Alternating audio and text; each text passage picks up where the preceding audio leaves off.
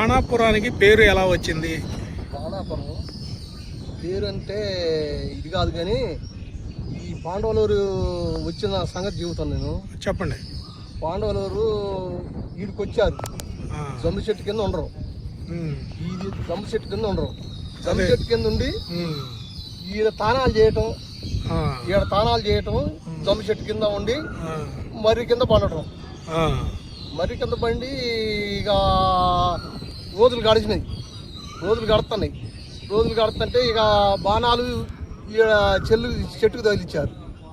బాణాలు చెట్టుకు తగిలిచ్చి బారుగా కొండపెళ్ళిపోయారు. మొదగాలి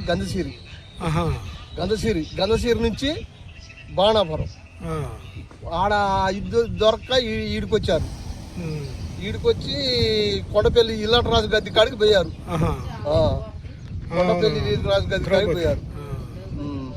అంటే వాళ్ళకి అనుకూలమైన ప్రదేశం బాణాపురం దొరికింది.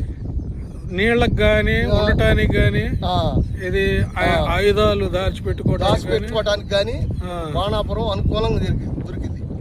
అది మరి ఆనాటి కాలం శివలింగాన్ని అలా వదిలేశారు. ఎందుకంటే మరి గ్రామ పెద్దలు గాని ఎవరు పట్టించుకోవట్లే. మరి ప్రభుత్వానికి మీరు ఏమన్నా పెట్టారా? ఏం పెట్టలే. సరే, మా తరపున ప్రభుత్వానికి ఈ బాణాపురంలో ఉన్నటువంటి మన పాండవుల నివాస కేంద్రం కాబట్టి ఇది చరిత్రలోకి ఎక్కింది కాబట్టి దీనికి అభివృద్ధి అయ్యే విధంగా మేము ప్రభుత్వం వాళ్ళకి తెలియపరుస్తాం. ఎందుకంటే ఇక్కడ కూడా జమ్మి చెట్టు కూడా ఉంది.